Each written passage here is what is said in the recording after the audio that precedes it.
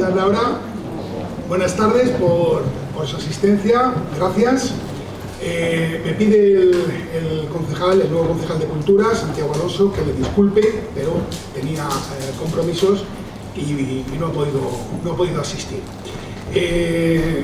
Bueno, antes que nada, quiero comentar que hay un curso que ha organizado la Institución de Estudios Complutenses, que empieza el jueves 28 de septiembre, sobre el impresor de Alcalá, Arnau Guillén de Brocar.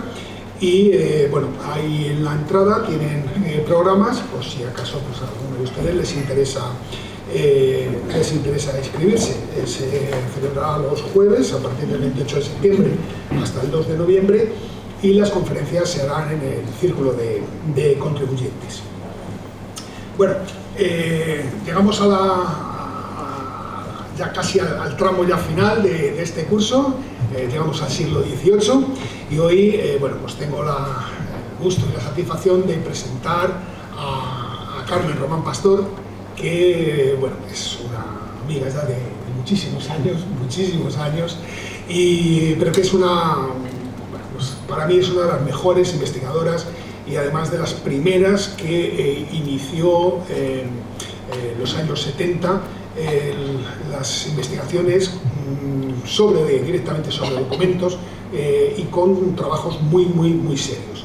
Yo recuerdo, porque fue una referencia evidentemente para muchísimos de nosotros, recuerdo perfectamente su guía monumental de Alcalá de Henares del año 1981, bueno, publicada en 1981, pero la guía yo creo que era anterior, que la habías hecho algún tiempo antes. Y no me acuerdo, porque ya de la guía hace ya tantos años.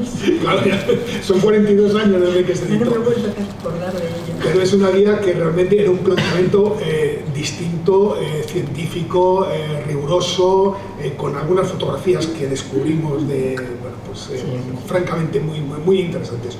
Un trabajo muy bueno.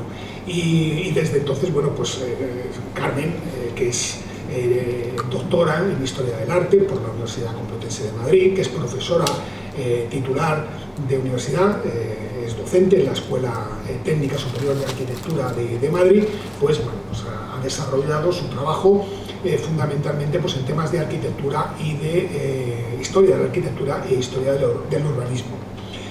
Bueno, hablar de todas sus obras y sobre todo de todos sus trabajos en congresos, revistas especializadas, bueno, pues sería muy extenso, pero desde luego yo creo que hay una obra que sigue siendo igualmente fundamental y a la que todos, absolutamente todos, siempre tenemos que remitirnos. Yo recientemente acabo de hacer un trabajo de investigación y naturalmente he tenido que ir a este trabajo, ¿no? Y es la arquitectura conventual de Alcalá de Henares, editada por la Institución de Estudios Complutenses en 1994 y que es bueno, pues un extracto de su tesis doctoral sobre este mismo tema, ¿no? Como digo, son muchísimos los trabajos que tiene publicados sobre este tema, sobre la Puerta de Madrid, por ejemplo, en el año 1994, también en el año 2019, recientemente, ha participado en una obra, Conventos y Monasterios de la Comunidad de Madrid, en la que ella se ha encargado de hacer, naturalmente, los monasterios de Alcalá, y bueno, pues ya digo que son muchísimos aspectos, temas monográficos sobre la capilla mayor de la iglesia magistral, también ha trabajado, como digo, el urbanismo, tiene varios trabajos publicados sobre el urbanismo medieval de Alcalá y además a ella le corresponde precisamente haber aclarado, haber puesto algo en claro, que siempre se venía repitiendo una y otra vez en todas las historias de Alcalá, aquello de la ampliación de la ciudad medieval por el este, por el arzobispo Carrillo. Ella ya planteó que no, que tenía que ser anterior al arzobispo Carrillo. Y bueno, pues ella fue la primera que planteó esa posibilidad. También ha trabajado sobre aspectos de la Universidad de Alcalá, sobre el Colegio Mayor de San Ildefonso, los maestros mayores de obras del Colegio Mayor, también sobre el Colegio de los Caballeros Manríquez, también lo ha investigado, y luego trabaja en un monográfico sobre monasterios, pues sobre el de San Juan de la Penitencia, de las franciscanas, Bueno, realmente, como digo, pues muchísimos trabajos. Quizás uno de los más recientes es algo que todavía es uno de los que aún se puede adquirir, que es Valentín Cardedera y Solano en Alcalá de Henares, dibujos de la colección Cardedera en el Museo Lázaro Galdiano, editado por el Ayuntamiento de Alcalá. Son unas 4 láminas de Cardedera, pero con un trabajo de documentación francamente muy bueno, o sea, muy riguroso, como es habitual en ella, y muy bueno. Yo creo que, vamos, que es más que suficiente la justificación de que Carmen Román esté en este tipo de conferencias y que ella además precisamente pues trabaje o se vaya a hacer precisamente el siglo XVIII, aunque podía haber hecho perfectamente el siglo XVII sin, porque también, es decir, en su trabajo sobre arquitectura conventual trabajó naturalmente en todos los colegios, conventos y los monasterios de Alcalá desde el siglo XVI hasta el siglo XVIII, inclusive lo podría haber hecho, pero bueno, ha trabajado mucho el siglo XVIII y por eso pues me pareció oportuno que hiciera este periodo histórico. Así que muchísimas gracias, Carmen, por aceptar nuestra invitación y bueno, pues tuya la palabra. Muchas gracias. Buenas tardes a todos, muchas gracias por su asistencia y quería antes que nada darle las gracias a Vicente por haberme invitado a participar en esta historia colectiva de Alcalá y además haberme asignado pues el siglo XVIII, que al principio yo dudé un poco, ¿te acuerdas? Pero que al final pues me ha resultado un trabajo muy grato y bueno, pues al mismo tiempo también muy agradable y también he aprendido mucho, ¿no? Y por tanto muchas gracias por esta invitación. Y vamos a centrarnos ya en el siglo XVIII, como ven ustedes, que se ha alterado ligeramente un poco el título con respecto al tríptico que se anunció en la Institución de Estudios Complutenses, porque se habla de neoclasicismo. Y la verdad es que en Alcalá no hay neoclasicismo, ¿eh? Ya lo verán ustedes y ya lo veremos con un poco más de detenimiento y cómo entra y cómo el neoclasicismo y en qué reinado corresponde al neoclasicismo. Se lo advierto porque varía un poquito el título. El siglo XVIII es un siglo, como digo, complicado, es un siglo difícil, pero pensarán ustedes, ¿y qué siglo no es difícil y qué siglo no es complicado? Realmente la historia de la humanidad es complicada y difícil, ¿no? Pero el siglo XVIII es un siglo marcadamente contradictorio, con muchísimas paradojas, ¿no? Con muchas contradicciones. ¿Por qué? Pues porque realmente llega el siglo XVIII, los primeros años del siglo XVIII, con una realidad social extremadamente tradicional, en algunos aspectos anacrónica, y dentro de esa realidad social van a surgir unos grupos de gentes con unos nuevos valores, con un nuevo espíritu y sobre todo demandando cambios y demandando reformas.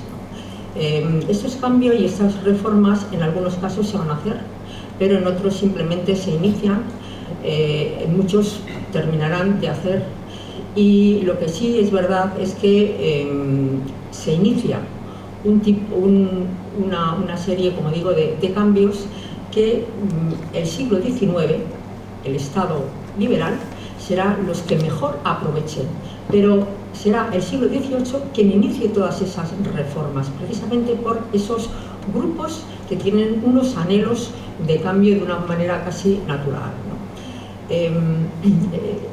En esta presentación que les hago, pues realmente me voy a centrar en dos aspectos. Por una parte, la dinastía de los Borbones, el siglo XVIII, en el siglo XVIII viene y se incorpora una nueva dinastía, como seguramente saben ustedes, y voy a hacer una serie de consideraciones. Yo lo llamo consideraciones pues porque va a ser una cosa pues muy breve, más que nada para tener un respaldo, bueno, pues un respaldo político, sobre todo, toda la evolución de la monarquía. Cada reino es ligeramente diferente, pese a que estamos hablando siempre de una monarquía absoluta, y sobre ese respaldo político, bueno, pues se va a ir desarrollando la ciudad de Alcalá de Henares.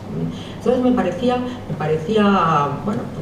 bastante lógico empezar hablando de cada uno de esos reinados, pero ya les digo que de una forma muy somera, y luego ya para centrarme en la ciudad de Alcalá, en su medio físico, ya lo ven, sociedad, economía, las instituciones y las artes. Son esos 3 puntos los que voy a tocar, y a través de ellos vamos a estudiar lo que era la ciudad de Alcalá a lo largo del siglo XVIII. Empezamos con el primer rey de esa nueva dinastía, que es Felipe V, cuyo reinado se inaugura con una guerra de sucesión desde los primeros años. Una guerra de sucesión que tiene ese doble carácter de dinástica y civil. Dinástica, pues porque en el mismo momento, pese a que Carlos II le nombra en su testamento heredero a Felipe de Anjou, el nieto de Luis XIV, hay otro oponente como es el archiduque austríaco, que considera que realmente a él le corresponde la herencia del reino de España, ¿no? Entonces, hay un enfrentamiento entre ambos, y naturalmente hay una serie yo diría de grupos de gente que se ponen al lado de Felipe, y otros grupos de gente pues que se ponen al lado del archiduque Carlos, ¿no? Más o menos terminará la guerra de sucesión hacia 1714 con la toma de Barcelona. Les digo esto para que tengan una idea de estos hechos políticos, y desde el mismo momento, como ya ven ustedes ahí en los recuadros que he ido incorporando para que tengan una mayor facilidad de cada uno de ellos, y de toda esta presentación como eran ustedes, pues ya mismo dentro de la misma guerra ya se empiezan a iniciar las reformas y la renovación cultural de la Ilustración, sobre todo en relación con Hacienda, y es que necesita dinero para financiar la guerra. Eso es fundamental. En segundo lugar, con el ejército.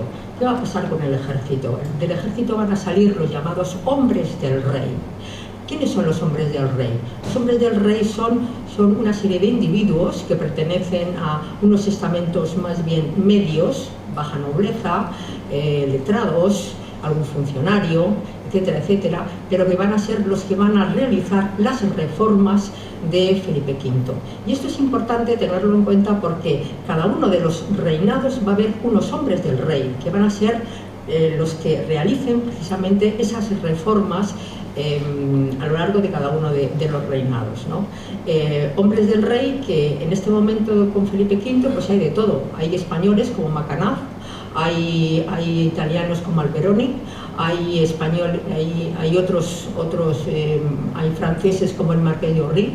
Es decir, que realmente hay toda una serie de gentes que de alguna manera se van a encargar de esas reformas, que ya empiezan reformas ilustradas, ¿no?, de la época en el reinado de Felipe V, ¿no? Por ejemplo, en la administración central pues va a potenciar y a incrementar el Consejo de Castilla, haciendo un órgano colegiado de una gran importancia, ¿no? También organizará toda una serie de secretarías de Estado, que serán los futuros ministerios, ¿no? Ministerio de Gracia y Justicia, Ministerio de Gobernación, etcétera, etcétera, y toda una serie de centros culturales. Empiezan a fundarse las Academias de la Lengua, Academia de la Historia, Academia de Matemáticas de Barcelona, donde se formarán y tendrán una gran importancia los ingenieros militares. Se ponen también las bases para la futura Biblioteca Nacional. En fin, realmente en este reinado realmente va a ser fundamental, porque van a poner las bases de todo ese reformismo borbónico, como se ve en el título, ¿no? Y desde el punto de vista de las artes, pues vamos a ver una convivencia, y ahí es donde también existe esas contradicciones al mismo tiempo, ¿no? Esa constante paradoja que vamos a ver a lo largo de todo el reinado. Y un barroco castizo, un barroco vernáculo, un barroco que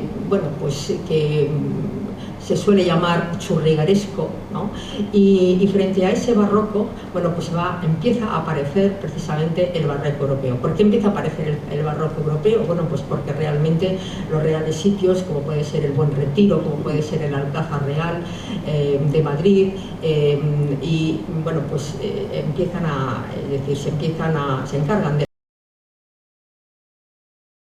primeras pues maestros franceses, por ejemplo, y un poco más tarde maestros italianos, cuando realmente, con motivo de la segunda boda de Felipe V, pues viene Isabel de Farnesio, una italiana, y cuando se van a hacer la granja, aunque la granja, el núcleo se empieza con trazas de Ardemans, de un maestro madrileño, el resto prácticamente estará en manos de maestros italianos, ¿no? Con el segundo, cuando muere Felipe V, Fernando VI, su hijo Fernando VI le hereda el trono. Es un reinado diferente. Es el reinado de la paz. Es el reinado de la paz, y bajo este aspecto, este concepto, ¿no?, se le retrata al rey, ¿no? Antonio González Ruiz retrata al rey como hombre protector, como rey protector de las artes, de las ciencias, rey prudente, así, ¿no?, con esas figuras alegóricas femeninas que representan a las ciencias, y realmente abajo están las artes. Es el reinado de la paz porque es necesaria una paz. Es decir, la guerra de sucesión ha dejado una larguísima posguerra, el país está empobrecido y realmente hay que llenar las arcas de dinero, las arcas del Estado, ¿no? Y de hecho, también psicológicamente, Fernando VI se inclina hacia la paz por su propia personalidad, pero como digo, esa paz también es necesaria, ¿no? Y precisamente teniendo en cuenta esos años de paz, se va a organizar la monarquía absoluta modernizada. ¿Quién la va a organizar? Los hombres del rey. ¿Cuáles son los hombres del rey más importantes en este momento de Fernando VI? Javier de Carvajal y el Marqués de la Ensenada. Esos dos hombres, dos ilustrados, ¿no?, bueno, pues son los que de alguna manera se van a encargar de fabricar esa monarquía absoluta. ¿Por qué decimos monarquía absoluta modernizada? Porque ya es un rey español. Felipe V realmente venía de esa monarquía absoluta francesa, ¿no?, heredad de su abuelo. Aquí ya tenemos un hombre, un rey que nace en España, y ya se empieza, estos dos, Carvajal y Ensenada, empezarán a construir esa monarquía modernizada. Esa monarquía modernizada que coincide con el despotismo ilustrado. Esas dos fechas que les pongo son 1748, que es el momento álgido de ese despotismo ilustrado, es la paz de Aquisgrán y el motín de Esquilache. Es decir, en esos años el reformismo ilustrado está en su momento álgido, como ven ustedes ahí en el recuadro, ¿no? ¿Qué quiere decir esto? Quiere decir que ese reformismo ilustrado, las características que podríamos considerar de ese reformismo ilustrado son tradición que coexiste con la novedad, siempre las dos, siempre los dos polos, por decirlo de alguna manera, aparentemente contradictorios, ¿no? Y luego hay un equilibrio entre los tres poderes, es decir, entre la corte, el soberano, el Estado y un cuerpo y un fundamento de técnicos, ¿no? Es decir, ¿eso qué significa? La corte es la tradición. La corte está formada por miembros de la alta nobleza, jerarquía eclesiástica, altos mandos del ejército, y al otro lado está el Estado, la modernidad, los hombres del rey. Los hombres que se van a encargar del reformismo ilustrado con todo su equipo técnico, ¿eh? En medio está el soberano. Es decir, es un momento, yo diría que casi perfecto desde un punto de vista político e institucional. Ahí están los tres poderes perfectamente equilibrados. Y luego aparecerá como gota final el nuevo gusto, un gusto refinado, un gusto cosmopolita, un gusto que está vinculado a las cortes europeas, ¿no? Y uno de las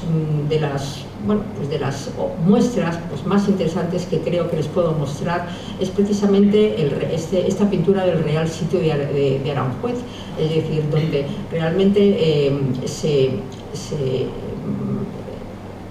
introduce, o sea, se urbaniza este Real Sitio, ¿no? Se trazan unos jardines bellísimos, como pueden observar, con sus fuentes, ¿no? Se hacen unas obras de acondicionamiento del río Tajo para que estén por allí unas embarcaciones de recreo, ¿no? Y sobre todo, bueno, pues hay un ambiente de refinamiento, hay un ambiente que es el bueno, pues de cantos. Ahí está, por ejemplo, como director de todas estas fiestas el cantante de ópera Farinelli, ¿no?, que está al servicio y haciendo que los gustos que se hagan realidad todo el gusto de los reyes, ¿no?, de Fernando y de Bárbara de Braganza. Es decir, aquí en esta pintura, en la parte inferior, realmente se ve a los reyes y con toda su corte, ¿no? Pero si el Buen Retiro de Madrid, la granja de San Ildefonso, Aranjuez, realmente, bueno, pues eran sitios vinculados, por supuesto, a los reyes, será el Palacio Real de Madrid el emblema de esa monarquía absoluta. Es decir, ese Palacio Real que se levanta en el antiguo solar, por decirlo así, del Alcázar de Madrid, que se incendia en la Navidad de 1734, y precisamente aquellos maestros italianos que estaban trabajando en la granja de San Ildefonso, como Ibarra y Sacchetti, se les encarga precisamente, y sobre todo será Sacchetti quien realice esa gran obra en piedra que supuso o que supone el Palacio Real de Madrid. Además, esa arquitectura de un barroco cosmopolita, de un barroco europeo, ¿no?, que le encanta a los ilustrados, pero que está muy alejado del barroco vernáculo. Por otra parte, bueno, pues se complementa con las lecciones de historia a través de la escultura y de los relieves. ¿Cómo es esto? Bueno, pues al padre Martín Sarmiento le van a encargar la iconografía que complemente a esa arquitectura áulica.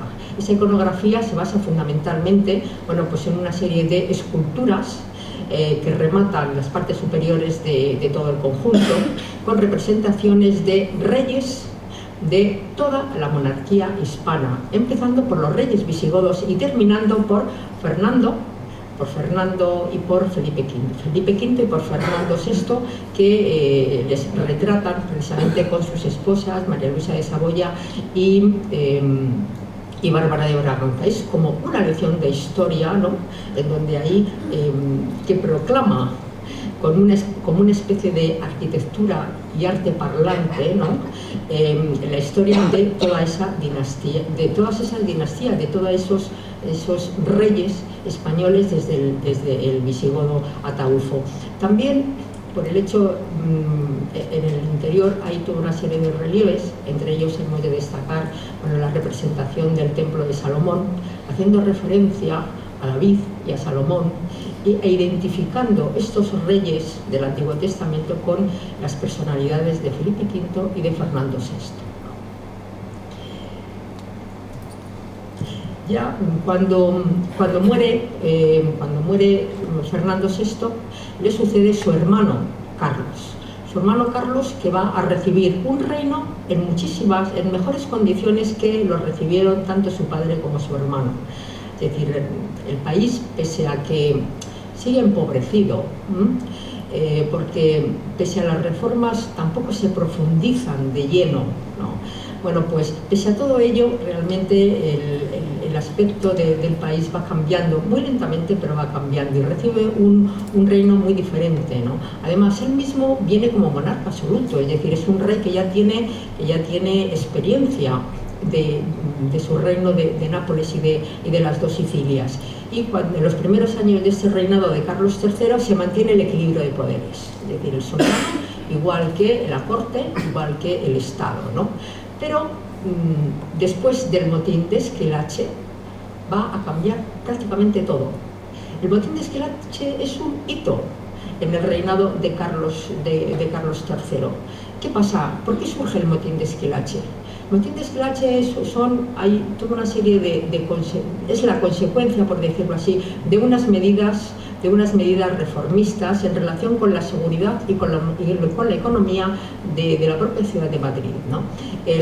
Unas reformas respecto a la seguridad, en el sentido de que, bueno, pues se tiene en cuenta la delincuencia, se tiene en cuenta precisamente esa seguridad de ir por las calles. Entonces iluminan, es decir, incorporan una mayor iluminación en las propias calles de Madrid.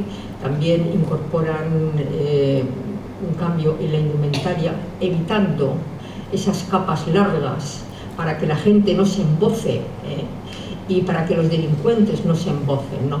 Pero también, pues, desde el punto de vista económico, empiezan a reformar, empiezan a introducir, también de una forma también tanto tímida, ¿no? Bueno, pues la libre circulación de granos. La libre circulación de granos, de cereal, es decir, eso unido a unas malas cosechas va a hacer que de alguna forma pues empiece un encarecimiento, que por otra parte de los cereales, por otra parte los propietarios almacenen el cereal en espera de mejores tiempos. El caso es que todo ello va a desembocar en una carestía, va a desembocar en hambre, y como consecuencia el pueblo se echa a la calle. Empiezan a amotinarse en las calles, que es un elemento nuevo el pueblo en la calle, por otra parte, y al mismo tiempo, juntamente con todas estas reformas, bueno, pues se protesta porque el rey tiene entre las secretarias de Estado tiene a dos extranjeros, a dos italianos, Grimaldi y Schillaci, y al mismo tiempo también hay unos rumores de que la Compañía de Jesús son los inductores de todos esos motines. Entonces, esto es un poco el cuadro que representa el motín de Schillaci, que es verdad que empieza en Madrid, pero luego se va difundiendo por todos los pueblos de alrededor y por muchas ciudades, ¿no? Entonces, esto es un antes y un después, como les decía. Empiezan a venir las medidas. ¿Cuáles son esas medidas? Bueno, pues en primer lugar, el rey sustituye a Schillaci y a Grimaldi por Rodríguez de Campomanes y por Manuel de Roda, también dos golillas, dos llamados así, dos abogados, ¿no?, que realmente van a llevar a cabo todas las reformas de la época de Carlos III. Van a tener, otra de las medidas que van a tener en cuenta es el vigilar las oligarquías en los gobiernos municipales que se dedican a los abastos, ¿no? También luego veremos en el municipio, veremos cómo se vigila precisamente a esas oligarquías. Y en tercer lugar, la expulsión de la Compañía de Jesús, la expulsión de los jesuitas.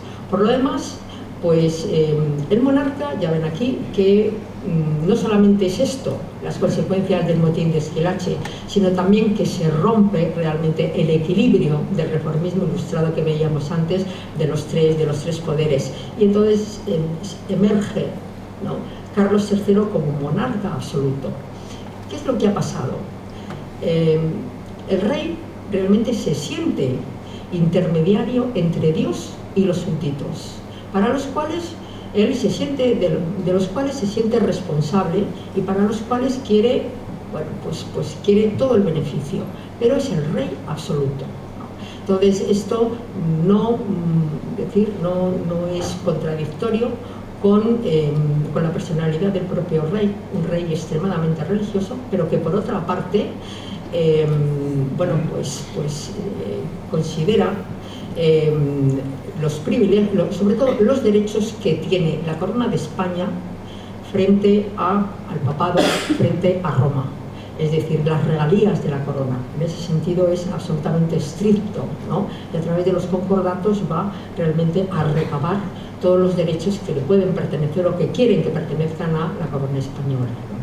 Por lo demás, realmente, como vemos ahí en los recuadros, bueno, pues hay un control institucional, ¿no?, en todos los aspectos de la vida de España, ¿no?, y de América, por reales órdenes, y son los distintos hombres del rey, los llamados déspotas ilustrados, los que van a llevar a cabo todas esas reformas. Y cuando muere Carlos III, pues le sucede su hijo Carlos IV, ¿no? Y él va a mantener la misma figura de su padre como monarca absoluto, ¿no?, del reinado anterior, ¿no? Y yo aquí he destacado algunos aspectos de ese reinado de Carlos IV. En primer lugar, por supuesto, Godoy, el amigo de los reyes. Cuando se leen cosas de este reinado, se llega a la conclusión de que lo necesitaban, de que depositan en él todo su cariño, sobre todo contra Napoleón, ¿no? Luego, uno de los aspectos que tiene, bueno, pues es las relaciones en política exterior con Francia y con Inglaterra. En ese momento, en relación con Francia, en ese momento estaba como ministro el conde de Floridablanca, que curiosamente el padre, Carlos III, se lo recomienda a Carlos IV, mantenerlo en el gobierno. Y es en ese momento cuando empieza la revolución en Francia y Floridablanca lleva a cabo una política absolutamente restrictiva, ¿no? Cierre de fronteras, pone tropas allí en las fronteras para evitar que venga gente, para evitar que pasen libros, para evitar que pasen papeles, etc. Esa política tan sumamente restrictiva pues va a llevarle a que sea sustituido por el conde de Aranda, que tiene hace una política mucho más neutral. Pero al final la guerra con Francia se llevará a cabo pese a todo, y con Inglaterra, sobre todo en el mar. Bueno, una y otra guerra, realmente eso va a considerar un gran descalabro para el país, un auténtico empobrecimiento del país, ¿no? Y en relación con las artes, ya llegamos a las artes de la razón, al neoclasicismo, por decirlo de alguna manera. Después de todo un periodo, de los tres reinados, por fin se llega en los últimos años del siglo XVIII al neoclasicismo, que lo podíamos considerar como pues, una coherencia razonada, una coherencia realista entre la forma y la función, ¿no? de los elementos de una obra de arte, un raciocinio, ¿no? Una valoración de, aquí ven ustedes, les he traído el Museo del Prado, una valoración de la columna con una función muy específica, como un elemento de soporte similar al muro de carga, ¿no? Con un tratamiento absolutamente subjetivo de la antigüedad.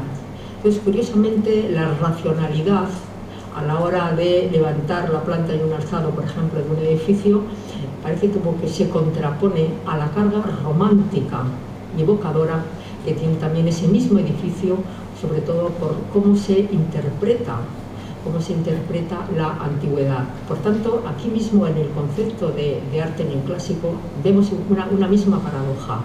Por una parte la racionalidad, ¿no? a la hora de tratar los elementos, y por otra parte realmente la evocación, el romanticismo, ¿no? el sentimiento romántico de la evocación de una antigüedad que se interpreta, ¿no? Y precisamente aprovechando el traerles un retrato también, en este caso de Carlos IV, pues he traído una obra de Juan Adán, que es un escultor neoclásico, un escultor de cámara de Carlos IV, y también tenemos aquí esa misma paradoja que encontramos en la arquitectura neoclásica, también la encontramos en la escultura, puesto que realmente también esa representación del neoclasicismo, de esos mármoles blanquísimos, purísimos, etcétera, no deja de ser pues también una interpretación absolutamente errónea y romántica, ¿no? del arte de la antigüedad. Por fin, decir, en los últimos años, ya en 1808, bueno, en los últimos años del reinado de Carlos IV hay un documento de abdicación, pero él considera que es un error, lo destruye, y ya al final, en los primeros años del siglo XIX, estando en Bayona, le da la corona, al final entrega la corona a Napoleón. Entonces esto es el fin del antiguo régimen, con una monarquía absoluta que pese a todo fue reverenciada por sus súbditos. Y vamos ya a centrarnos en Alcalá de Henares. Durante todo este respaldo político, por decirlo así, pues Alcalá se fue desarrollando, fue viviendo todos esos reinados que de alguna manera le tocaban más o menos, ¿no? Desde el punto de vista local y de su propia entidad, ¿no? Y Alcalá de Henares, bueno, pues tradicionalmente siempre se ha considerado que el siglo XVIII era una época una época de franca decadencia, en donde cuando la primera mitad de siglo pues era el mantenimiento de unas costumbres y de unos usos que venían del siglo anterior. Luego ya la segunda mitad, pues sí, algunas reformas, ¿no? O si no, un estancamiento, cuanto menos un estancamiento. A mí me parece que efectivamente en parte puede ser así, es un poco simplista por otro lado, ¿no? Pero sí que puede ser así. Pero lo que sí es verdad es que todas esas circunstancias negativas que acreditan de alguna manera pues la decadencia de la ciudad van a ser precisamente las que van a ser las que van a ayudar. Esas circunstancias negativas son las que van a ayudar a un cambio de carácter en Alcalá. Y veremos cómo a finales de siglo Alcalá, el carácter de clerical y universitario de Alcalá comienzan, ¿no?, a transformarse y a cambiar ese carácter en una ciudad militar y castrense. Entonces, bueno, pues es cierto, es decir, pero vamos a verlo así, ¿no? Es decir, esas circunstancias negativas realmente van a favorecer un cambio de rumbo. Ese cambio de rumbo va a ser totalmente diferente. Ya esa ciudad universitaria va a ir desapareciendo en favor de una ciudad militar y una ciudad castrense. Vamos a ver cómo era Alcalá en el siglo XVIII. Vamos a ver quiénes nos hablan de Alcalá en el siglo XVIII. Nos imaginamos que Alcalá, por esas descripciones que nos hacen los viajeros y el mismo historiador Portilla y Esquivel, pues era una ciudad realmente que se mantenía muy similar a los siglos anteriores, con un recinto amurallado, con un caserío lleno de iglesias y de conventos, y además muy deteriorado como consecuencia de la Guerra de Sucesión.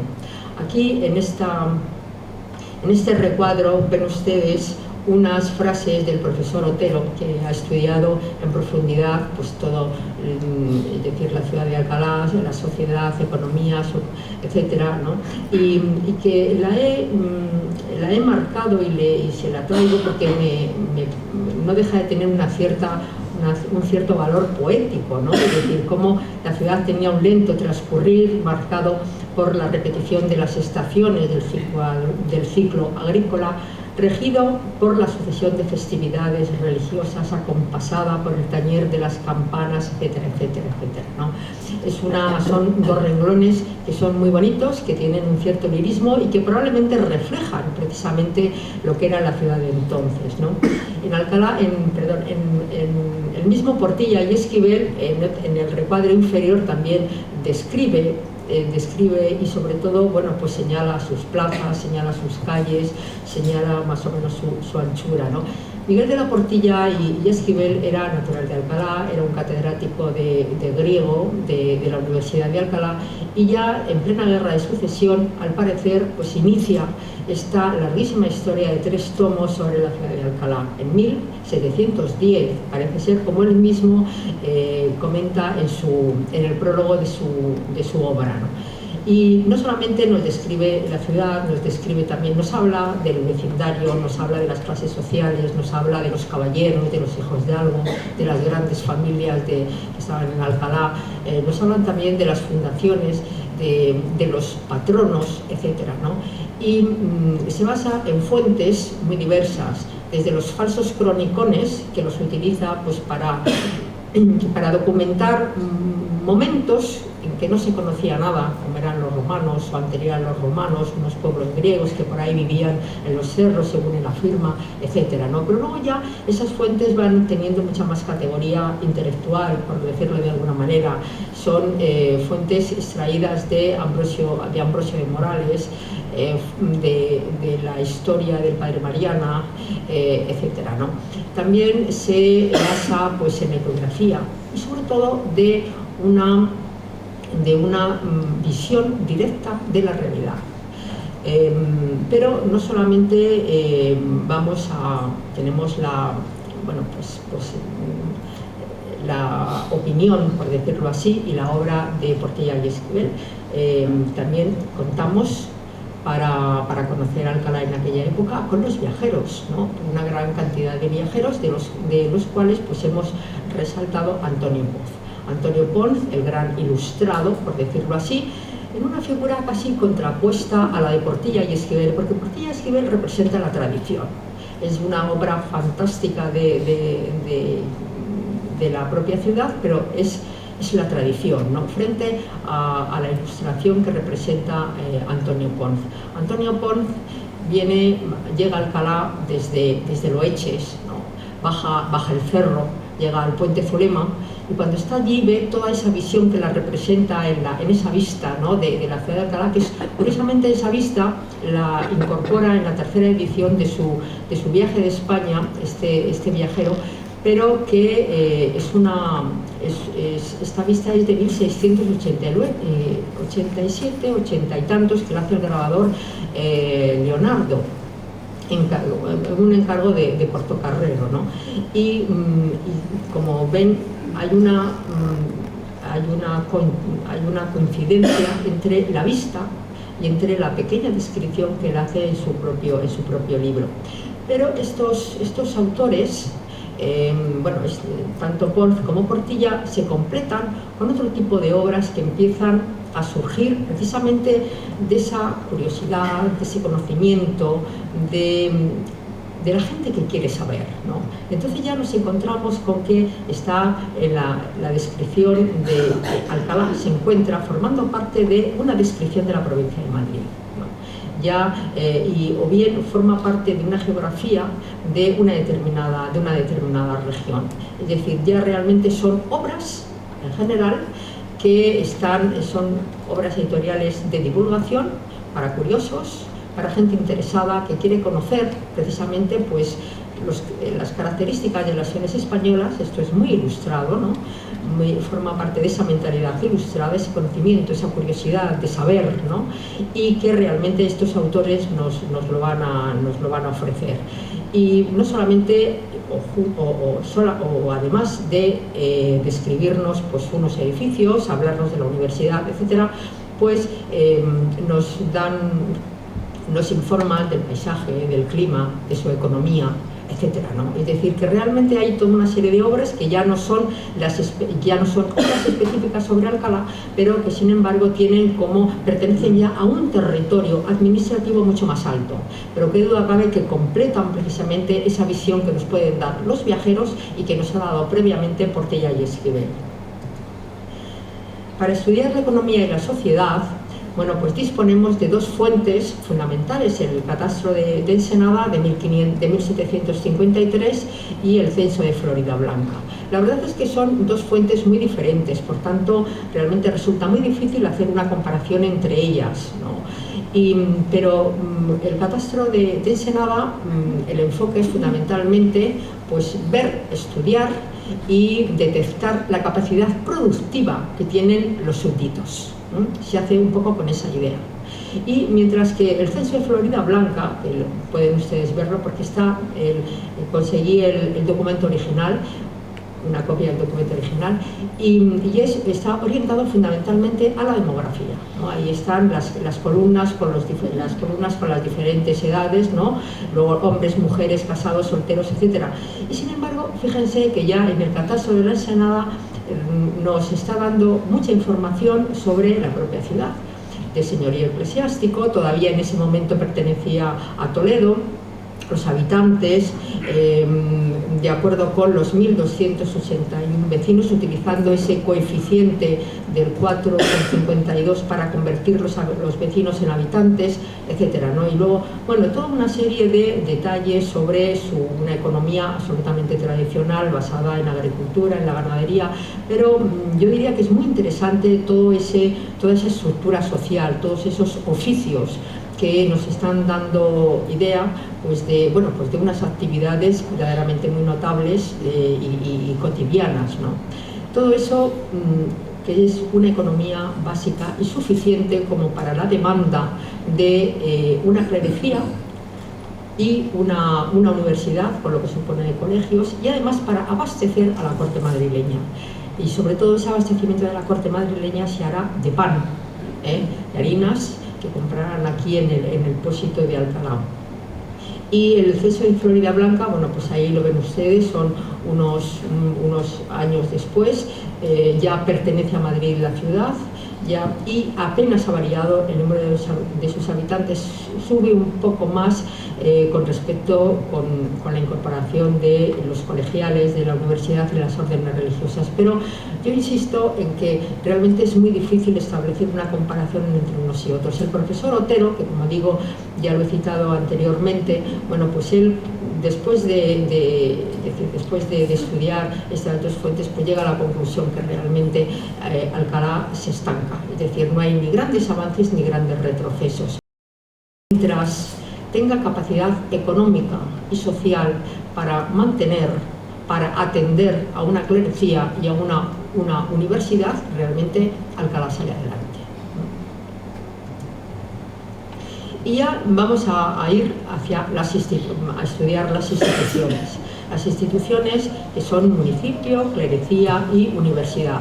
Estas tres instituciones, bueno, articulan y gobiernan la vida religiosa, la vida política y la vida cultural de la ciudad. Son instituciones independientes, cada una de ellas, pero con fuertes vínculos entre ellas. ¿Por qué? Pues porque el municipio está vinculado a su señor, al prelado de Toledo. Es un señorío eclesiástico y el arzobispo de Toledo es el que nombra los corregidores, elige también dentro de la nómina que representan toda una serie de caballeros capitulares, elige también a esos caballeros, es decir, que realmente su vinculación es evidente desde que en el año 1129 el rey Alfonso VII dona precisamente Alcalá y todo su alfoz a los arzobispos de Toledo. La clerecía también está vinculada a la universidad. ¿Por qué? Pues porque realmente el propio Cisneros dispuso que los abades de la magistral iban a ser también cancilleres de la universidad, iban a estar presentes cuando se dieran los grados, ¿no?, en la propia universidad. Y además dispuso también que todas las prebendas, o sea, los beneficios, las raciones, etcétera, del cabildo, pues fueran ocupadas por los maestros en artes y por los doctores en teología. Por tanto, realmente están relacionadas por unos vínculos en los que necesariamente unas y otras tenían que estar, bueno, pues dependiendo en algunos aspectos una de otras, me refiero, ¿no? Y aquí les he traído tres personajes que son muy característicos, dos ilustrados, que son muy característicos de cada una de las instituciones. El ilustrado, que es el corregidor Villaurrutia, que ya volveremos a él, el cardenal Lorenzana, y este colegial mayor, Sancho Granado, lo traigo como un colegial mayor, como el más adecuado para representar al colegio mayor. Es un hombre, su figura está muy documentada, es un colegial mayor que tiene un corpus honorum fantástico, porque se aprovecha de todas las ventajas con que Cisneros dotó a su universidad.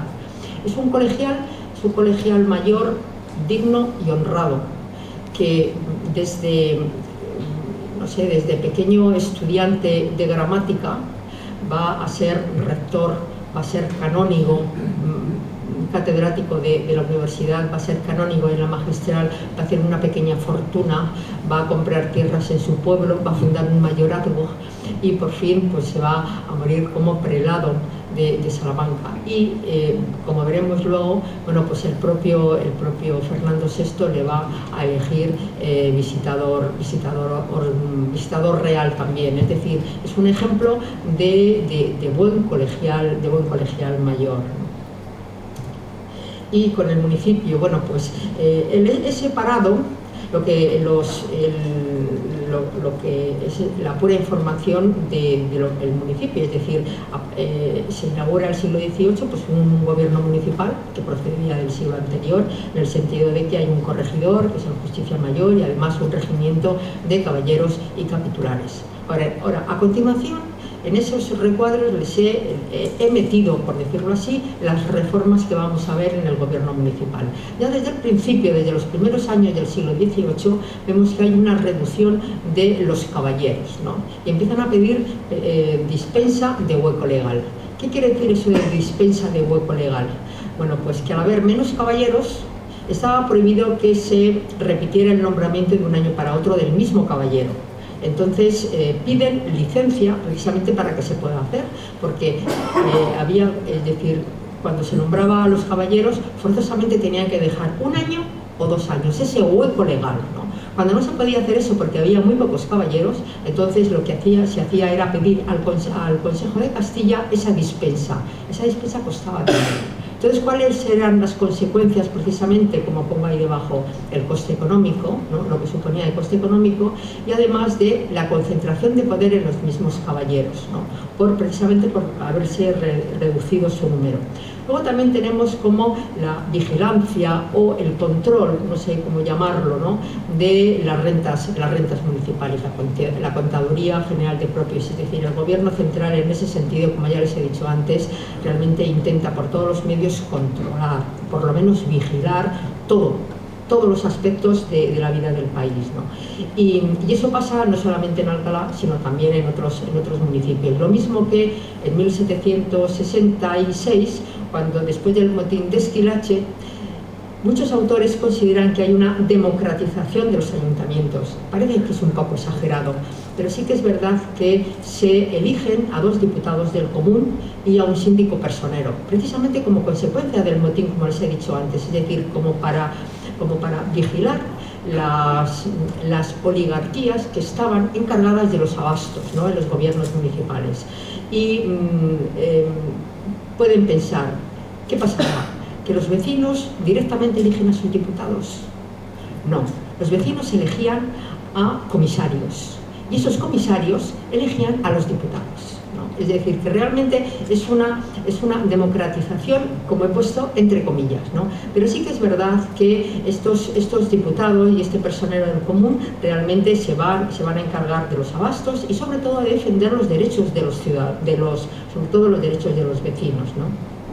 Luego ya en 1768 ya tenemos un caso concreto en el municipio de Alcalá, que realmente no había, entre unos y otros, prácticamente se habían quedado sin caballeros, había 1 o 2 y realmente la situación era bastante grave.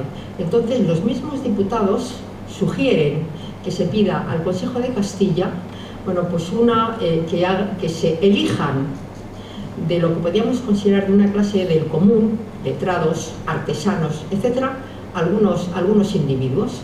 Entonces el Consejo de Castilla acepta y se eligen regidores en depósito de noble, pero se le presenta al prelado, se le presenta al arzobispo de Toledo, bueno, pues una nómina con varios letrados, sobre todo abogados, y algunos personajes, entre los cuales estaba 2 maestros de obras y de carpintería, que trabajaban en el Colegio Mayor y en la ciudad, Manuel Pérez de la Puente y José Benito Román.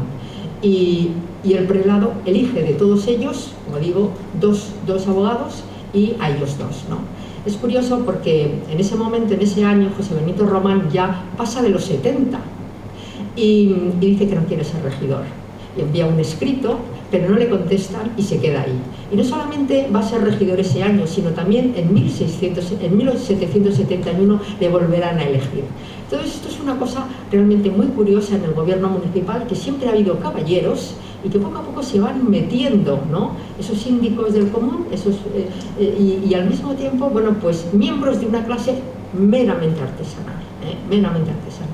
Y luego ya todo esto se va, con todo esto además, pues habría que contar con toda esa abundancia de legislación por parte de la corona y de sus representantes, entre los cuales hemos destacado el auto de gobierno de Villaurrutia. Los corregidores ya saben que era la representación de la corona en los gobiernos municipales desde la época de los Reyes Católicos. Y Villaurrutia, que es como he dicho antes, es un ilustrado fantástico, es de Santo Domingo, estudia en la Universidad de Alcalá, es articulista del Correo de Madrid, ¿no? Y cuando le nombra el cardenal Lorenzana, le nombra corregidor, pues el gobierno municipal deposita, para un momento muy crítico que tiene la ciudad de Alcalá, deposita en él todas sus esperanzas, y él hace un auto de gobierno, ese de 1788, donde todas esas ordenanzas de alguna manera, bueno, pues se insiste en la convivencia de los vecinos, en medidas de policía rural, etcétera. De policía urbana, perdón. Volveremos de nuevo también a mencionar a Villaurrutia cuando hablemos de la arquitectura. Y en cuanto a la clerecía, pues también se inaugura el siglo XVIII con un personal puramente administrativo que está vinculado a la Vicaría General. El vicario general era una especie de obispo auxiliar, era el representante del arzobispo de Toledo en la ciudad de Alcalá, también todo el clero secular y todo el clero regular, ¿no? Y he destacado cómo a lo largo del siglo XVIII se van a nombrar 10 abades, que al mismo tiempo son cancilleres, de los cuales hay que destacar a Pedro Díaz de Rojas. Pedro Díaz de Rojas, que yo le he nombrado el hombre de la corona, efectivamente, el hombre de la corona en Alcalá, porque además lleva a cabo todas las reformas en relación con la universidad con plenos poderes. Es decir, esas dos fechas de 1771 y 1796 son las fechas durante las cuales en esos años se dedica exclusivamente a las reformas de la universidad. Luego también tenemos una devaluación, asistimos a una devaluación de las prebendas de la magistral para los doctores, es decir, ya va siendo escaso el emolumento que perciben esos doctores. Entonces, bueno, pues lo llevan también a Lorenzana, y Lorenzana la solución que les da es que se unan las raciones, ¿no? Y que haya menos, pero que tengan mejor cuantía, al final no quedan en nada. Y luego he destacado a los dos prelados, que también son un poco que están como un poco enfrentados, el tradicional Fernández de Córdoba y el ilustrado Lorenzana, porque constituyen precisamente la segunda mitad del siglo XVIII, como ven ustedes por las fechas, ¿no? Fernández de Córdoba, bueno, pues era un hombre antirregalista, un hombre amigo de la Compañía de Jesús, por tanto protesta contra la expulsión, le destierran fuera de Madrid, enemigo del teatro, enemigo de que la gente se divierta, de las fiestas, etcétera, ¿no? Y en el otro extremo pues estaba el cardenal Lorenzana, que hace pues un ilustrado pues que se preocupa, por ejemplo, pues de la predicación, ¿no? de cómo los clérigos, de cómo son los sermones de los clérigos, ¿no? Que supriman todos esos aspectos milagreros, ¿no? Como investigador histórico, pues le interesan los concilios de Toledo, por ejemplo, ¿no? Patrocina el culto de los santos de la archidiócesis, entre ellos el culto de los santos niños. En fin, es partidario, por supuesto, que se sustituya la mendicidad por un trabajo a todo quien lo necesite. En fin, realmente es un prelado que de alguna manera pues es un ejemplar de esa mentalidad ilustrada. Y ya estamos ante la universidad. Y la universidad realmente, cuando llega al siglo XVIII, pues sí que se considera el monopolio que los colegiales del mayor ejercen en la universidad, a la hora de repartir las becas, a la hora de elegir rector. Hay una prepotencia impresionante, hay una jactancia, hay una rutina, hay pues realmente hay un nepotismo también tremendo, ¿no? Y eso unido a la escolástica como la ciencia principal, es decir, sin que tenga lugar mucha o realmente la presencia de las ciencias experimentales es prácticamente nula, es un poquito pero prácticamente nula, ¿no? Entonces frente a eso pues tienen que luchar, pues tiene que luchar la corona, ¿no? Es decir, tiene que luchar el Estado central. Entonces yo les he puesto aquí en estos recuadros, bueno, pues algunas reformas que tienen lugar en los diferentes reinados. Ya con Felipe V, que se dan cuenta hasta qué punto cómo era la situación del Colegio Mayor y de la universidad, ¿no? Bueno, pues en Felipe V ya hay un intento de introducir el derecho real o patrio. El derecho real y patrio es el derecho que se utilizaba, por decirlo así, se aplicaba en los tribunales, es decir, el día a día, por decirlo de alguna manera, frente al derecho romano, pura teoría que se daba en la universidad, ¿no? El claustro de Alcalá se opone rotundamente y le dice al Consejo de Castilla que si quieren que haya derecho real, pues que financien unas cátedras y ya se verá, ¿no? Luego, esto es interesante, la fundación de 2 academias de jurisprudencia. Estas 2 academias de jurisprudencia van en esa línea, ¿no? de estudiar un derecho mucho más práctico, ¿no? El de la vida diaria, el que se ve en los tribunales, y sobre todo porque esas 2 academias, una en el Colegio León y otra en el Colegio de los Clérigos de San José de Caracholos, ¿no? de San Francisco Caracholo, es el Colegio de San José, bueno, pues no tiene nada que ver son manteístas, no tiene nada que ver con los colegios mayores, ¿no? Y luego el nombramiento, que ya hemos aludido a él, de Sancho Granado como visitador real.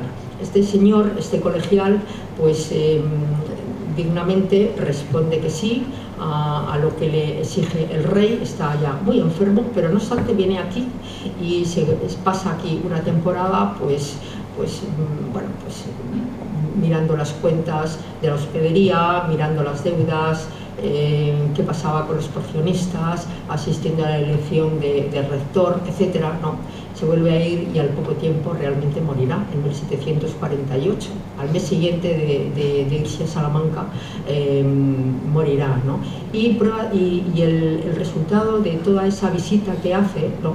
Es esa reformación del colegio de 1753, que bueno, es un interés por la reforma, pero al final realmente no se reforma nada, ¿no? Entonces será la época de Carlos, en el reinado de Carlos III, cuando tenga lugar ese cambio. Ya ve que he puesto de Universidad Complutense a Universidad Real, ¿no? Es decir, la Universidad de Cisneros se transforma totalmente en una universidad real. Primero, la expulsión de los jesuitas, es la primera medida, que va a ser la puerta que abre paso a una serie de reformas. Y la reforma del Colegio Mayor y de la universidad, y separación de la universidad. Esto forma parte de un plan general de reforma de universidades. También se estaba haciendo en Valladolid y se estaba haciendo en Salamanca. Y en 1771, curiosamente, se pueden imaginar cómo se ponen los colegiales mayores, terribles, pero terrible, y además Gutiérrez Torrecilla, que estudia todos estos aspectos, ¿no? Pues realmente más o menos nos describen la situación de los colegiales mayores, ¿no? Y cómo echan mano de antiguos colegiales para que les ayuden a que cambien totalmente esta política reformista, ¿no? Desde 1771 a 1776 se para todo. Son 5 años en donde todo se para, no se hace nada, ¿no? Y luego ya, y aquí están las reales cédulas, ¿no? Bueno, pues a pesar de todo, hay un nuevo plan de estudios en 1772 que bueno, creo que no me puedo entretener en explicar un poquito, pero sí que realmente en ese plan de estudios se mantiene la teología, pero que duda cabe que empieza a tener una presencia relativamente importante, matemáticas y física y otras ciencias experimentales, la medicina, la Facultad de Teología desde un punto de vista puramente clínico, ¿no? y no sé, con una medicina aplicada, por decirlo de alguna manera, un plan que afecta tanto a los estudiantes y a los alumnos como a todo el profesorado, etcétera, etcétera, ¿no? Y luego ya físicamente tiene lugar el traslado de la Universidad Real al Colegio de la Compañía de Jesús, y luego ya al mismo tiempo la reforma de los colegios cisnerianos, que se agrupan todos y formando y se unen en un colegio nuevo, que es el Colegio de la Concepción, y que se levanta en lo que hoy es la Hostería del Estudiante, lo que hoy es el Colegio de Abogados, y en lo que dando la vuelta por el Callejón de Santa María, pues es la Hospedería, ese edificio tan sobrio que luego lo volveremos a ver y que a mí me gusta mucho, por otra parte, ¿no? Bueno, pues en toda esa zona es donde se levantará el nuevo Colegio de la Concepción, ¿no? Y luego también toda una serie de colegios seculares que van a quedar solamente 5. Y en el reinado de Carlos IV continúan las reformas, ¿no? De nuevo, precisamente, se traslada la universidad a su antiguo edificio, precisamente porque necesitan el edificio del colegio de los jesuitas precisamente para cuartel, y aprovechando que también los edificios de colegios se van quedando vacíos, pues realmente empiezan también a instalarse cuarteles y academias de zapadores, en fin, de ingenieros, etcétera, etcétera, todo vinculado, como digo, a ese, y todos son medidas para ese cambio que antes les hablaba, de cómo va a cambiar el carácter de la ciudad de universidad. Ahí ahora comienza el cambio de carácter a una ciudad castrense, a una ciudad militar. Y ya para terminar, las artes, ¿no? Las artes, en donde en este recuadro pues he puesto pues he destacado varias cosas, ¿no? Es decir, sabemos que nos consta que a lo largo del siglo XVIII pues la ciudad de Alcalá de Henares constituyó un patrimonio artístico, pues sus ajuares, con su producción de ajuares litúrgicos y bueno, pues civiles, de particulares, etcétera, y además pues su producción de pintura y escultura realmente debió de ser bastante notable, pero nos ha llegado una muy pequeña parte de lo que debió de ser aquello. ¿Qué ha pasado? Pues que a lo largo de los siglos, toda una serie de sucesos, como les pongo aquí, la expulsión de los jesuitas, la desamortización eclesiástica, las guerras, el traslado de la universidad a Madrid, pues eso ha ido mermando, se ha ido perdiendo, se ha ido dispersando y realmente nos ha quedado muy poco, ¿no?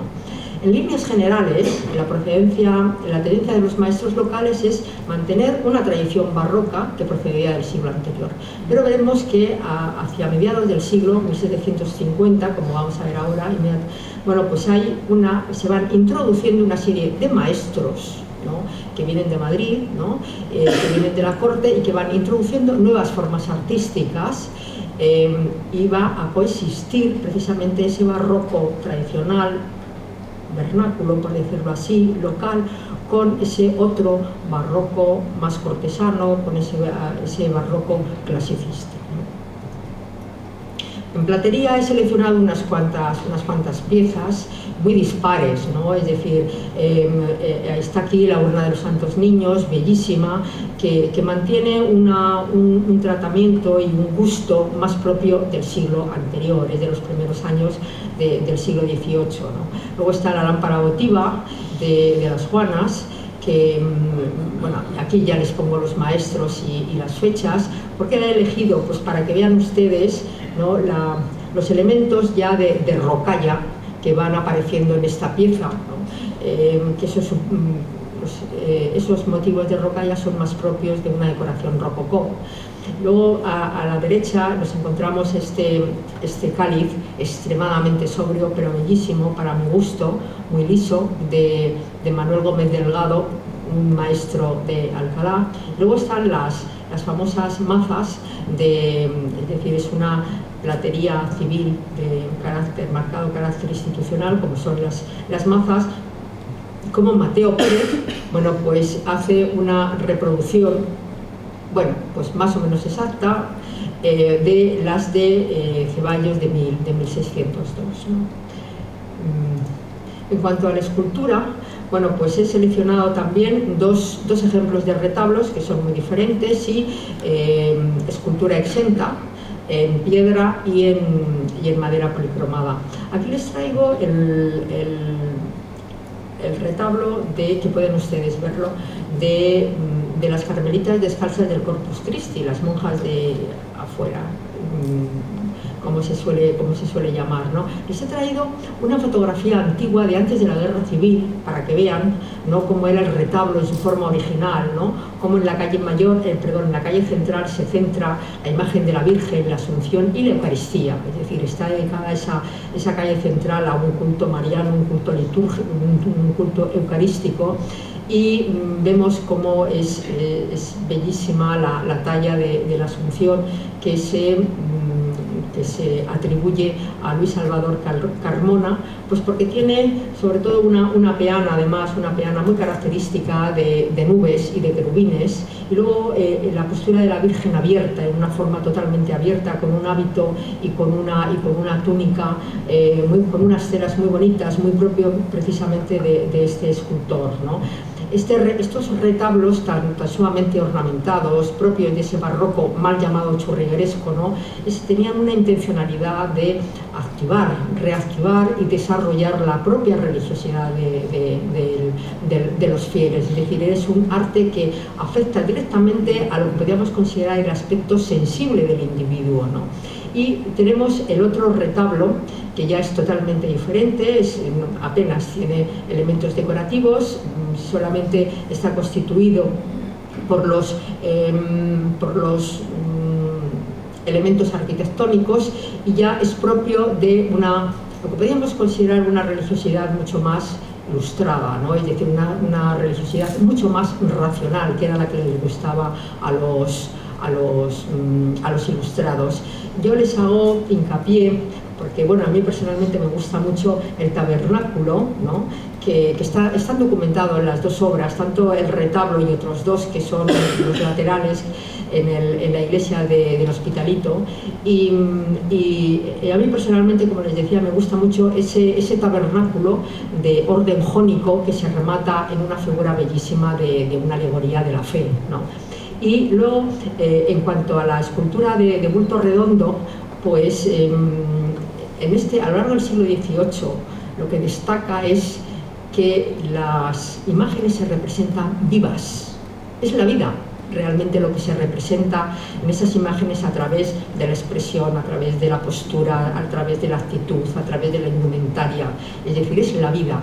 Y estas imágenes tanto sea hecha en piedra como en madera policromada. Y estas imágenes tienen también ese objetivo, por decirlo así, que sirvan como ejemplo, que lleguen a los fieles, ¿no?, que realmente incentiven su devoción, ¿no? Y bueno, pues he seleccionado, como podía haber elegido otras también, pero la de San Basilio, de la portada del Colegio de San Basilio, del antiguo Colegio de San Basilio, y luego una bellísima Inmaculada de las Bernardas que estaba en el coro bajo, ahora no sé dónde estará, supongo que en el museo, y que también se considera que es de la misma escuela, y donde pueden ver ustedes la riqueza de las telas que antes les decía, y luego cómo esos tienen una gran expresividad frente a la serenidad del aspecto de la Virgen, de la expresión de la Virgen, pero sin embargo tienen un rico movimiento del propio manto, ¿no?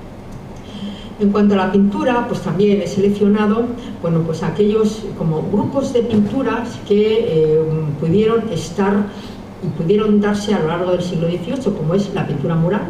Aquí tienen ustedes a la Capilla del Rosario en la antigua iglesia de los dominicos de la Madre de Dios, donde hoy es el Museo Arqueológico Provincial, y bueno, yo destacaría fundamentalmente como el mantenimiento de unas formas también del siglo anterior, pero también quería destacar otras dos cosas. En primer lugar, que veo una diferencia de calidad bastante grande entre unos y otros, entre unas zonas y otras, sobre todo en la zona de esta bóveda y en esta otra. Hay una diferencia que me sugiere que han contribuido a esas pinturas diferentes manos, ¿no?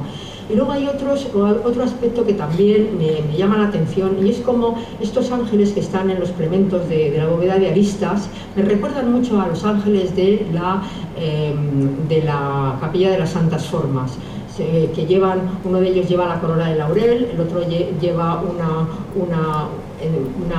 una cinta, el arco iris, Y bueno, pues realmente no sé si realmente mencionar a Juan Vicente Rivera, no sabría decir, ¿no?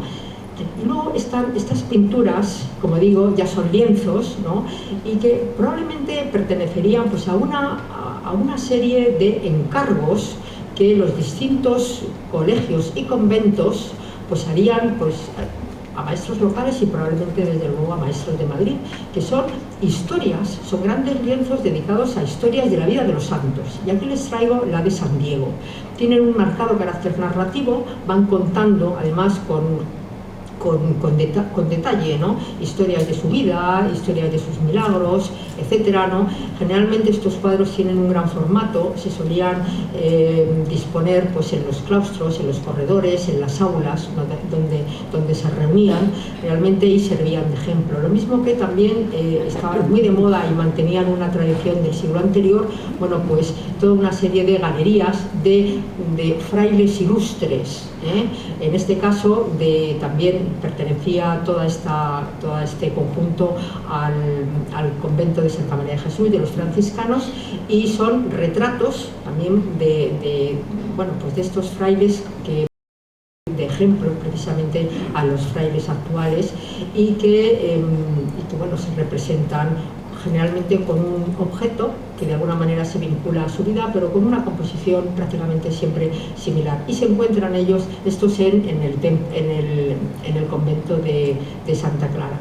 Y ya por fin, y como no, también los colegios seculares también hacían eso, es decir, encargaban retratos de sus estudiantes más importantes, de sus patronos, por ejemplo el Colegio del Rey, con todo el encargo de los retratos de los 4 reyes que hemos visto, y sobre todo, y en este sentido, bueno, pues coloco a la representación de la doctora de Alcalá, ¿no? Es decir, en general suelen tener más valor iconográfico que calidad artística, ¿no? Pero qué duda cabe que realmente nos ayuda a conocer y sobre todo nos representa a la doctora de Alcalá, que le dieron el título en la nueva Universidad Real, ¿no? Y aparece con su mofeta, aparece con el ribete, aparece además con un libro en la mano, haciendo referencia a su saber y a su inteligencia, y teniendo como fondo también pues toda una serie de libros en distintas estanterías, ¿no? En cuanto a la arquitectura, bueno, pues yo he hecho precisamente, de acuerdo con esas ideas generales que les he dicho antes sobre las artes, bueno, pues he hecho una diferenciación entre los maestros locales y los maestros foráneos en relación con la arquitectura. Y en general, bueno, pues en esta primera mitad en una primera mitad del siglo XVIII se suelen terminar los conjuntos conventuales, pues el de la Madre de Dios, las Claras, por ejemplo, también se terminan, pero hacen otras de obra nueva, como es el Oratorio de San Felipe Neri, que sigue pues una línea tremendamente tradicional, como pueden ver ustedes, tanto en el interior como en la fachada. Luego el que más destaca es precisamente el colegio convento de San Basilio, que hemos puesto antes a su efigie, a su patrón, ¿no? Este colegio convento es un colegio convento que participa de la tradición y participa de la innovación, por decirlo de alguna manera, ¿no? De la tradición en cuanto que la configuración espacial que tiene la iglesia es la fusión de esos dos espacios que son muy característicos de las iglesias alcalainas, del espacio longitudinal y la centralización. Pero aquí está la singularidad, la centralización la soluciona, bueno, pues con unas obras que de alguna manera evocan a su vez obras de Pedro de Rivera, como puede ser obras que seguramente ustedes conocerán, la ermita de la Virgen del Puerto, por ejemplo, o la capilla de Nuestra Señora de la Portería en Ávila. Bueno, pues ahí no hace imitaciones, pero sí que hay evocaciones y hay un tratamiento de la curva, de la contracurva, de la sinuosidad, hay unos movimientos espaciales realmente que se encuentran en esta iglesia, que por cierto ya nos es imposible de ver exactamente como debía de ser original, porque a mi juicio ha perdido todas las yeserías que debían de realzar realmente todas estas formas. Y luego en la fachada, pues mantiene precisamente la fachada rectangular con el frontón de remate, pero sin embargo, pues le incorpora, que eso es muy propio, como ya lo saben ustedes, de las iglesias alcalainas, pero le incorpora una fachada dentro de pues, una línea del barroco madrileño, del barroco vernáculo, en la línea de Pedro de Rivera. Y tenemos también la hospedería. La hospedería hay que cuidar la hospedería, hay que cuidar el edificio de la hospedería, porque realmente es el único edificio original, yo diría eso, ¿no? El único edificio original de la plaza. Además se conserva, ¿no? Es decir, quiero decir que salvo este cambio, es un edificio muy sobrio, es un edificio funcional, es un edificio que aquí pusieron esta puerta, pero lo que era una ventana, ¿no? Porque la puerta se hacía, la entrada a la hospedería se hacía por el callejón, ¿no? Dentro del propio recinto del Colegio Mayor. Es una construcción de ladrillo y realzado por los sillares de piedra en los zócalos, en los marcos, etcétera. Realmente resulta muy sobrio, tremendamente funcional. Yo diría que es el más valioso de todo, porque todos ellos han sido tocados, rehabilitados, reconstruidos, nueva obra, etcétera. Pero esta hospedería se mantiene como era. Además está perfectamente documentada, tenemos los planos originales, tenemos toda la evolución de las obras, los maestros que intervinieron en ella. Es decir, realmente es un edificio que está muy documentado y realmente es muy valioso para que se mantenga así, ¿no?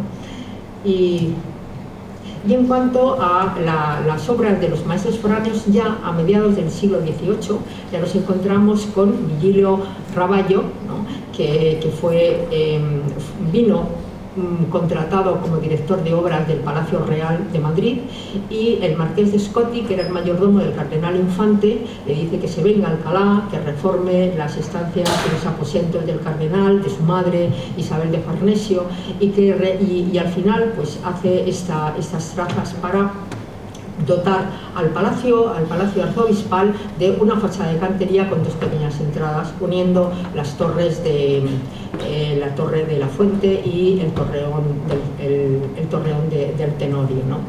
Y otro de los artistas foráneos, de los maestros foráneos, era Ventura Rodríguez, al que le encargan las obras de rehabilitación del Colegio de los Jesuitas para instalar la Universidad Real. Él manda a dos ayudantes, a Machuca y Vargas y a Guillermo Casanova, y será el director Machuca y Vargas de las obras que se realicen ahí, ¿no? Si observan ustedes el plano, bueno, pues es obra nueva y obra aprovechada. ¿Qué es lo que aprovechan? Bueno, se aprovechan el primer patio del Colegio de los Jesuitas. Macizan los muros de carga, macizan la cimentación, arreglan todo, lo fortalecen, ¿no? Etcétera, y en lo que era la huerta del Colegio de los Jesuitas hacen la obra nueva. Es decir, un patio también de planta rectangular, con dos alturas y con un terrado encima para 11 aulas, y los dos están unidos y vinculados por unos pasillos enormes, ¿no?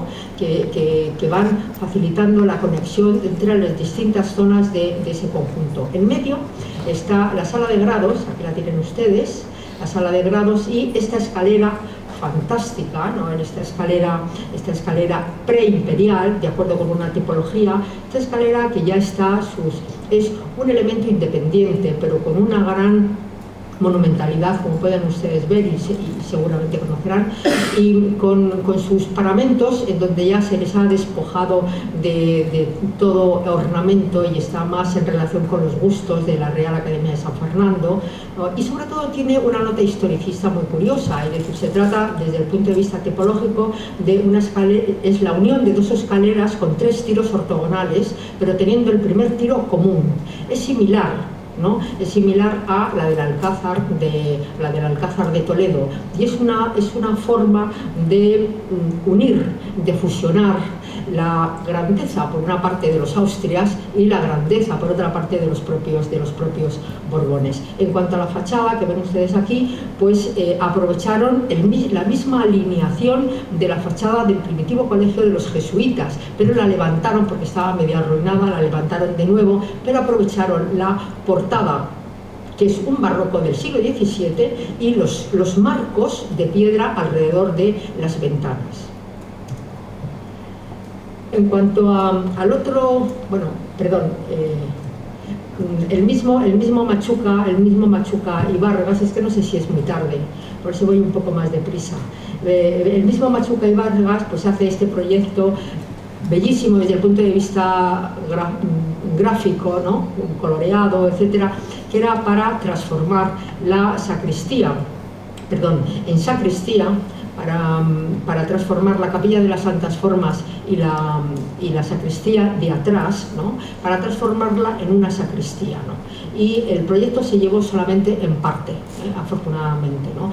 Por ejemplo, no se tocó para nada la primitiva sacristía, que es una magnífica obra que todavía se encuentra con un barroco realmente muy interesante, por decirlo así, ¿no? Y luego ya el último de estos maestros foráneos, bueno, pues es Antonio Juanes Jordán, ¿no? que realmente se avecina en Alcalá en 1777 como maestro de obra de la dignidad arzobispal, y pide que se le nombre maestro mayor de obras de la ciudad, maestro fontanero, etcétera, y así hace el gobierno municipal. Entonces, ante una situación tan crítica y tan lamentable que tenía en ese momento la ciudad de Alcalá de Henares, bueno, pues entonces forman un trío fantástico: Villaurrutia, el corregidor, el cardenal Lorenzana, quien le pide ayuda, y el propio maestro de obras de la ciudad, que al mismo tiempo era maestro mayor de las obras de la universidad, con lo cual durante los años 80 y 90 pasaron todas las obras por las manos del propio Antonio Juanes Jordán, ¿no? Hasta 1804 que se muere.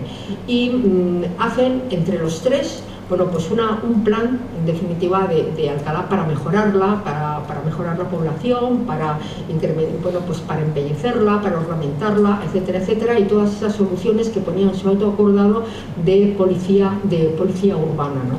Entonces, en primer lugar, todavía en 1788, es decir, todavía se ocupan de las entradas a la ciudad y sobre todo de hacer una entrada digna y monumental, como había hecho Carlos III con la puerta de Alcalá. Entonces, bueno, pues detrás de todo ello estaba el cardenal Lorenzana. Mandan el proyecto a la Academia de San Fernando. La Academia de San Fernando les da algunos toques, como por ejemplo, por favor, hagan la puerta de piedra, no de ladrillo, y el escudo que iba a llevar que no vuele sobre la cornisa del frontón, es decir, le da algunos retoques y realmente se hace. También se hacen, bueno, pues los puentecillos de la zanja, también se hacen, que alrededor del recinto se hacen las rondas, se hacen los paseos arbolados a partir de las salidas de la ciudad, etcétera, ¿no? Luego dentro, bueno, pues se hacen toda una serie de medidas sobre alcantarillado, sobre fuentes. Ahí tienen ustedes la fuente de Palacio, ¿no? que era también de Juanes Jordán, y hace también esta portada del Colegio Menor de San Pedro y de San Pablo, que por cierto se abre directamente a la calle, que antes se comunicaba con el Colegio Mayor directamente, y reedifica en el mismo sitio una nueva sala, una nueva casa consistorial, porque realmente el municipio estaba totalmente empobrecido y no había dinero para más. Y por tanto sus honorarios se alargarán, sus honorarios no le pagarán y se alargarán hasta 1800-1802 sin que el ayuntamiento pueda pagar a este maestro. Y nada más, espero que les haya entretenido y gustado. Muchas gracias.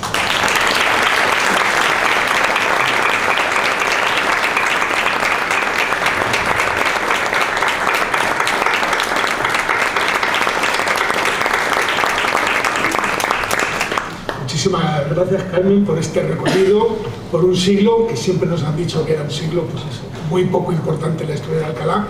Y yo creo que Carmen Román, pues sí que lo ha puesto un poco más en valor. Únicamente decirles que la próxima conferencia pues será el miércoles 18 de octubre, día de San Lucas, el día que tradicionalmente comenzaba el curso en la Universidad de Alcalá, y que lo impartirá Josué Llull, nos hablará del Alcalá del siglo XIX. Muchas gracias por su asistencia.